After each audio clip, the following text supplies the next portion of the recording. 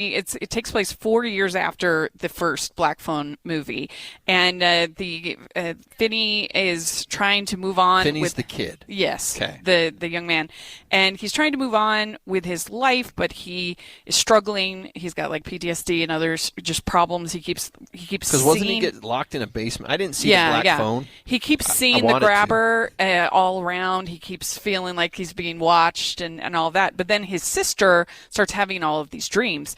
And these dreams start involving their mother who had passed away.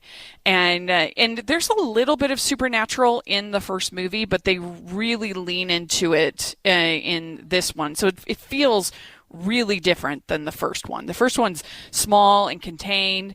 It's a kidnapping thriller, kind of a thing. You do have the grabber, and there are some of those, but it's just barely mentioned.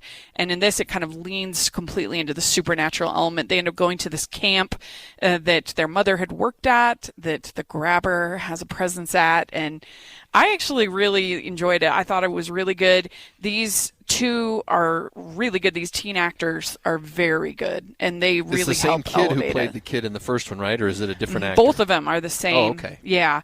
And they have a good chemistry, believable as siblings, and they really sell even sort of the more campy, over-the-top elements. And there are going to be people who will say, oh, it's just Freddy Krueger again. It's just Nightmare on Elm Street repackaged. And that would be fair. There's definitely shared elements. But I thought it was very well done.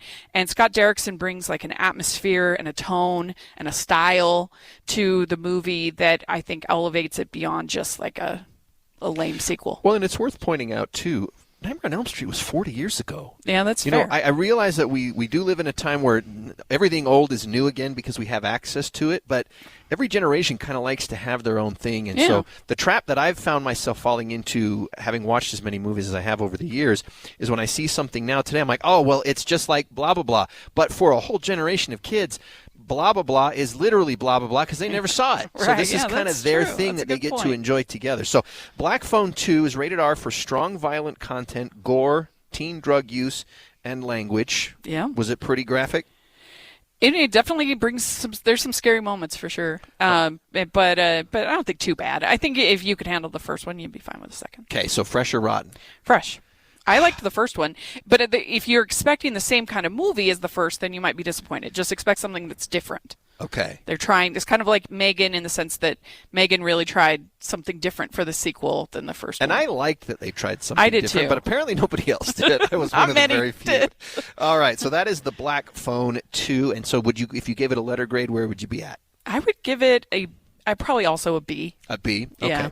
That is the Black Phone 2, and that will likely win the box office this week. A little bit of movie news to share with you right now.